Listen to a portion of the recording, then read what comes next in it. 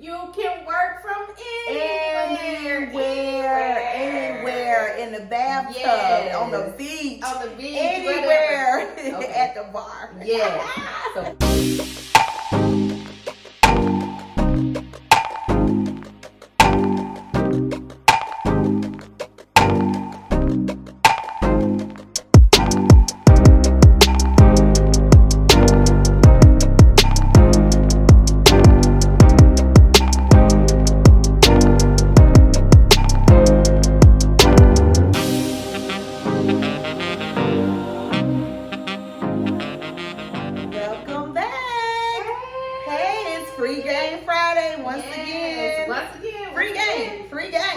Love giving it away to you guys because we love you. We love you. And today's video is sponsored by DAT.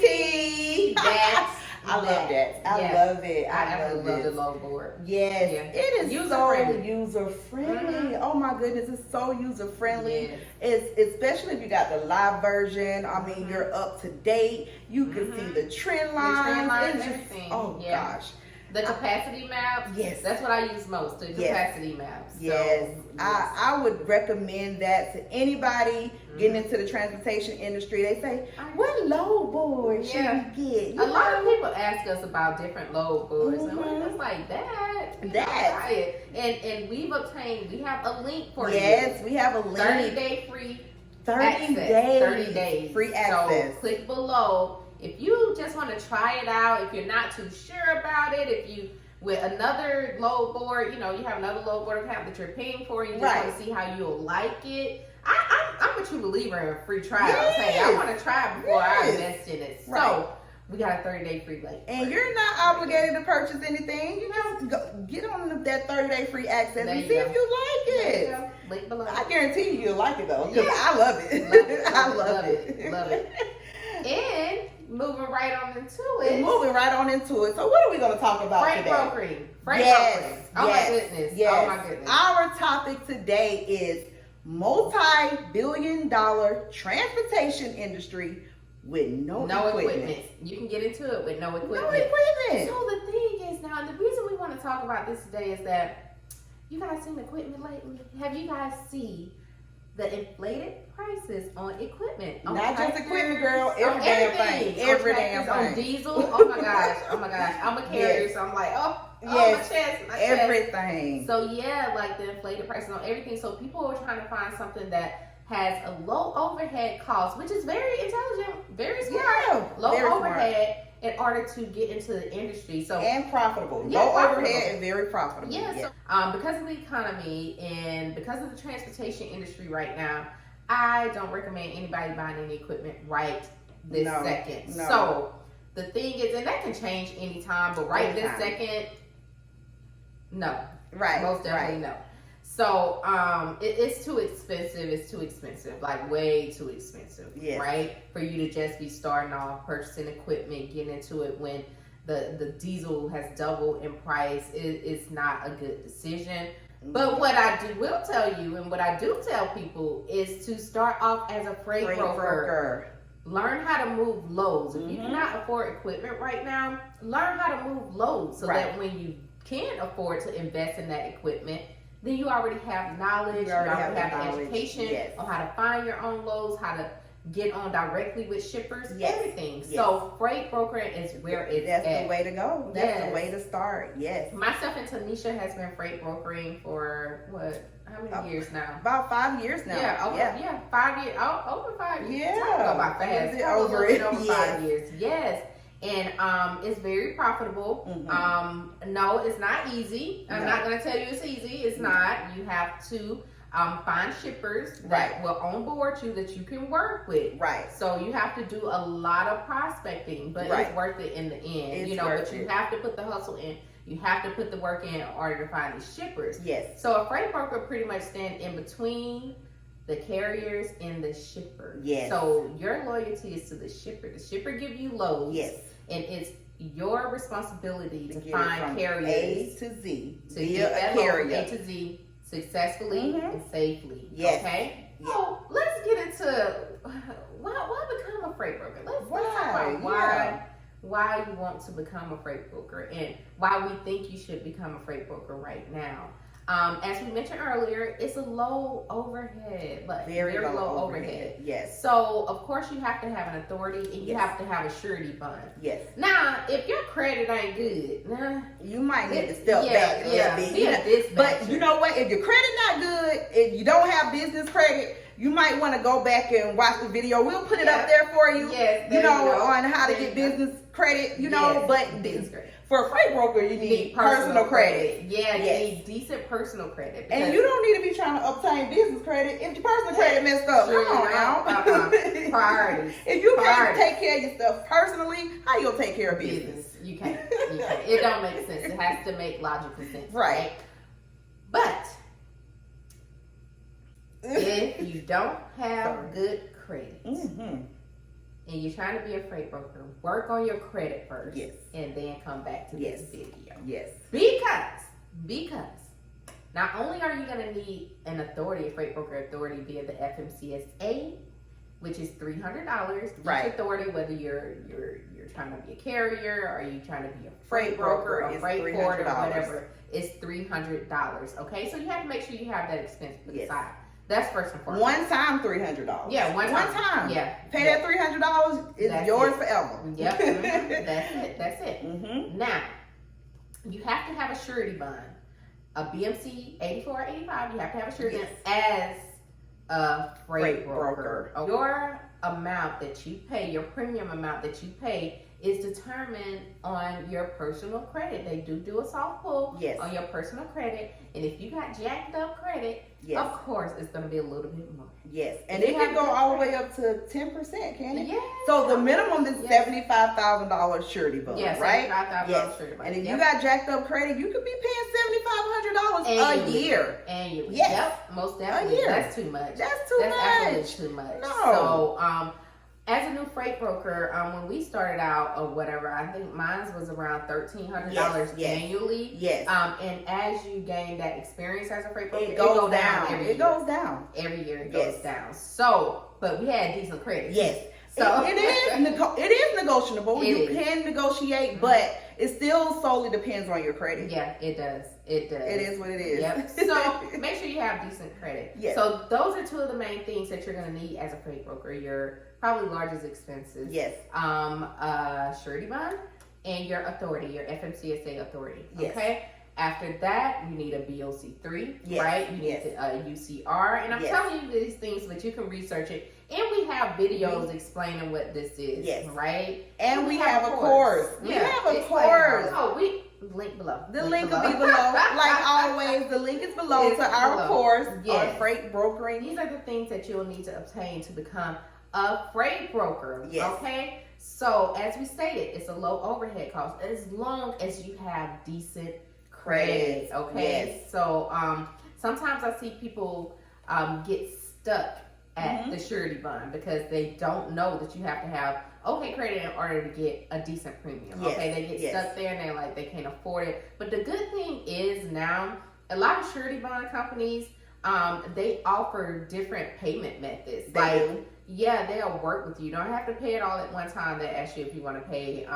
monthly, if you want to pay quarterly, if you want to pay annually, right? So they have different ways that you can pay your surety bond if you cannot afford to pay it all at one time. Right. So I would recommend to get some quotes before you actually get your authority. Get some quotes on your surety bond because make sure it's from a company that does soft pulls only. You don't want them doing any hard inquiries on your credit. So soft pull only and get some quotes and before you go all the way through with it. Just to make sure you can afford it, right? Yeah. Because some companies are more reasonable than others, right? So, and some companies accept new freight brokers, quicker than they do others. Yes. So, you want to make sure that you shop around. Always shop around and negotiate, as Tanisha stated. So, yes. And I would say you can get into freight brokering without having any transportation experience.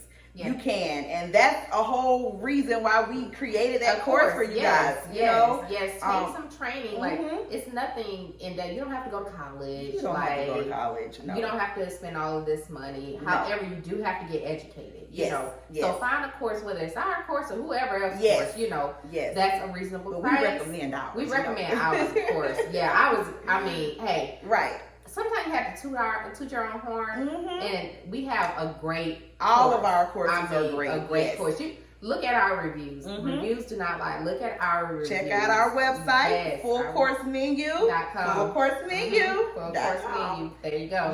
Yes. So we have a great in-depth training e-course. We give you templates. And all the templates you'll need to get started. Your shipper's packet, your carrier packet. We give you all of that, everything you'll need to get started. So we have one of the best freight broker trainings out there. Okay? So link is below, as Tanisha stated. Okay? So you have to get educated. And as Tanisha stated, that's another reason to get into it. Like, you can take a course. And if you have any sales experience, that's a plus. Because that's all it is. It's a numbers game. It's a numbers game. You have to prospect, right? So you're constantly calling shipper after shipper after shipper until you find a couple of shippers to get on their list, okay? So that they'll send you loads, and then you'll utilize those loads, get those loads, and try to find a carrier to haul those loads. Negotiate rates in between. So the goal is to get these loads to the consignee, from the shipper to the consignee successfully, right? And quickly. And quickly. And still being profitable. You want to be profitable. You want your carrier to be profitable. That's one thing about us. Like, we're very fair. We're very fair to our carriers. Fair. We're not trying to beat them upside the head. We research trend lines. We know what the going rates are. We know what a driver should be getting, a carrier should be getting paid. We understand that, you know? So you want to be, make sure that you're a reputable, and make sure you're fair freight broker, okay? Because there's some out there, like, what? Excuse me? Because we on both ends now. Tia is a carrier, and I work with her on that too. And there you go. It's some grimy freight brokers out there. And you don't want to be like that. Your business is a reflection of you. You know? There you go. So that's why we're always fair. We're always fair. Always fair. So make sure you're fair to your carrier. Make sure you're a fair freight broker. And we preach that as well in our course. Reason 3 to become a freight broker: you can work from anywhere, in the bathtub, on the beach, anywhere, at the bar.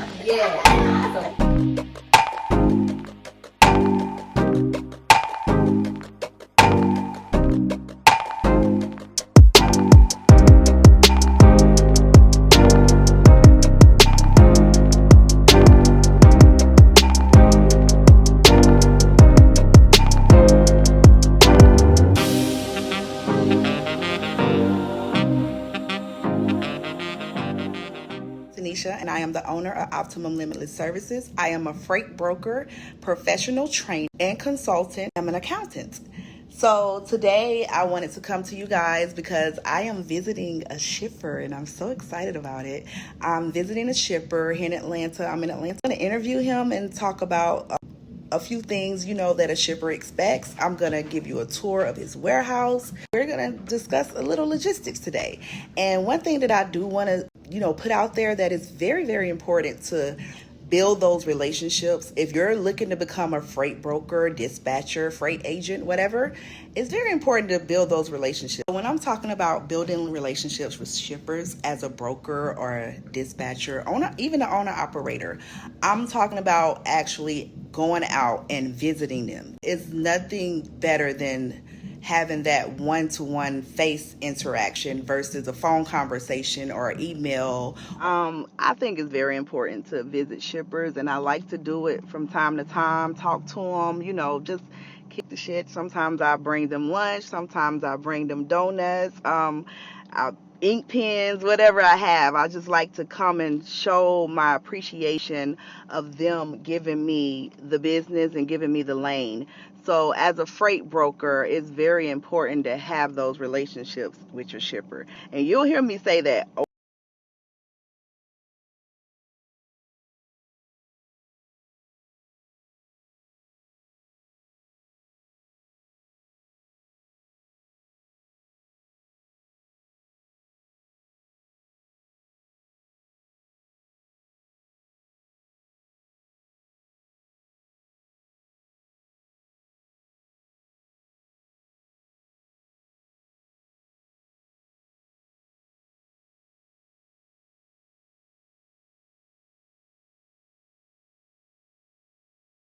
can talk yourself into not giving up.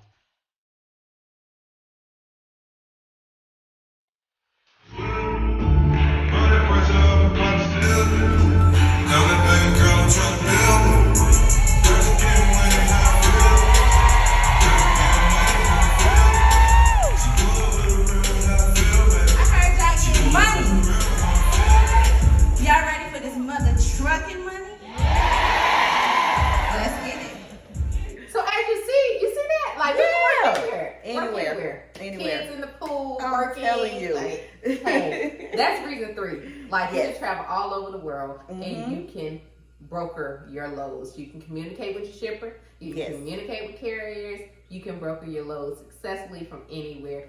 Flexibility. It's all about the flexibility, right? Yes. So some people get confused as far as a freight broker and freight agent. Let's get into that. We've talked about the freight broker. We've told you everything about the freight broker, right? How much it costs to get started, what you need. So, freight agents. Freight agents are completely different from freight brokers. Yes.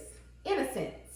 So, with freight brokers, you have your own authority. You know that FMCSA authority we talked about earlier? You have your own authority. You have your own surety fund. You have a BOC3. You have your UCR. You have your own authority set up legally.